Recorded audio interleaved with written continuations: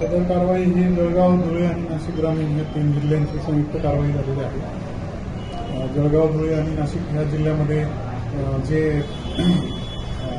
देशी कट्टे सापडलेले आहेत मागच्या काही काळामध्ये आरोपींकडून किंवा गुन्ह्यामध्ये, तर त्याच्यामध्ये असं निदर्शनास आलेलं आहे की मोठ्या प्रमाणामध्ये आणि जवळजवळ सर्व हे जे देशी कट्टे आहेत हे मध्य प्रदेशमधील उमरटी या ठिकाणावरून ते तिथले जे बनवणारे जे लोक आहेत त्यांनी बनवून इकडे विकलेले आहेत. त्याच्यामुळं नाशिक परिक्षेत्राचे विशेष पोलीस महानिरीक्षक संजय पुरे सरांनी सूचित केलेले होते की आपण एक संयुक्त सर्च मोहीम राबवावी जेणेकरून त्यांचं जे ओरिजिन आहे हे सगळं बनवण्याचं आणि आपल्याला जे काही संशयित आरोपी वगैरे आहेत ते आपल्याला ताब्यात मिळू शकतात. तर त्यांच्या सूचनेवरून पोलीस अधीक्षक जळगाव यांच्या नेतृत्वाखाली ही मोहीम राबवण्यात आलेली आहे. याच्यामध्ये जळगावचे 250 जवळपास मनुष्यबळ, नाशिक ग्रामीणचं 75 आणि धुळे जिल्ह्याचे 75 अंमलदार, तसंच DYSP ASP नाशिक ग्रामीणचे मालेगावचे, तसंच धुळ्याचे DPO आणि जिल्ह्यातले 6 DPO जळगाव जिल्ह्यातले, तसंच जवळजवळ 12 PI आणि 30 PSI API दर्जाचे अधिकारी, 8 या SCPच्या टीम आणि धुळेची QRT, तसंच जळगावची QRT, अशा सर्व टीमनी आणि डॉग स्क्वॉड जळगावच्या अशा सर्व टीमनी या मोहिमेमध्ये सहभाग घेतलेला होता. रात्री सर्वांना ब्रीफिंग करून 1 वाजता आम्ही सगळ्या टीम रवाना केलेल्या होत्या भरतीसाठी जळगाववरून आणि साधारण 3-3:30पर्यंत टीम पोहोचल्या आणि 4 आपण साधारण सकाळी 8 वाजेपर्यंत 4 तास ही सर्च मोहीम राबवलेली आहे. या सर्च मोहीम राबवत असताना आपण जवळपास 40-45 जे संशयित किंवा इसम होते त्यांच्याकडे आपण तिथे चौकशी केलेली आहे. त्याच्यातले 12 इसमांना आम्ही ताब्यात घेतलं होतं.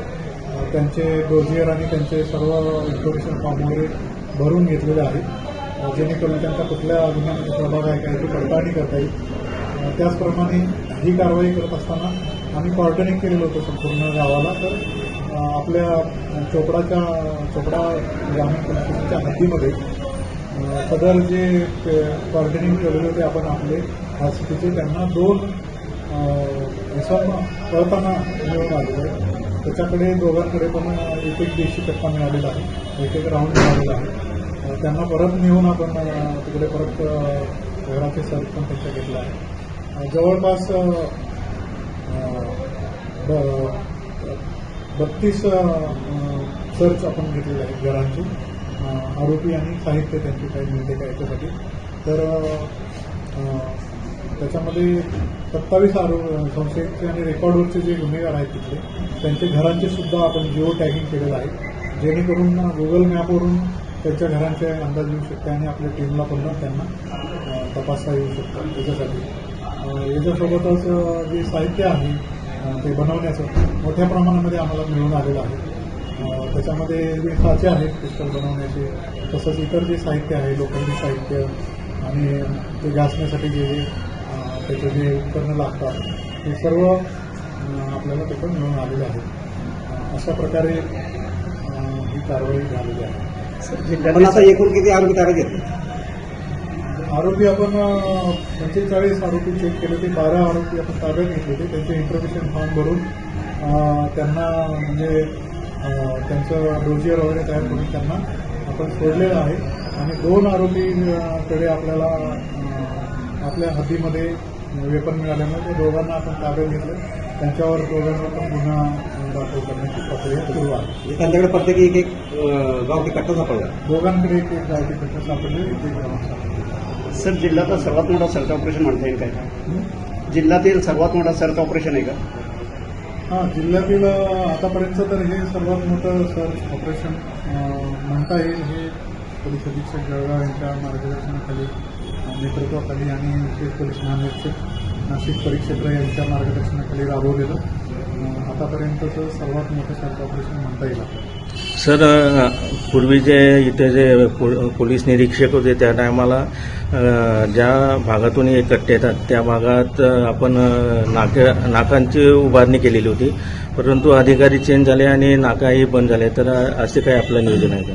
बरोबर आहे. आता ज्या संयुक्त सर्व प्रकारच्या उपाययोजना आपण आता इथून पुढे करणार आहोत, तर आपल्याला तिथला सगळा अंदाज आलेला आहे. नाकाबंदीसोबतच दुसरे सुद्धा भरपूर आम्ही उपाययोजना इथे करणार आहोत. उदाहरणार्थ ज्या आरोपींकडे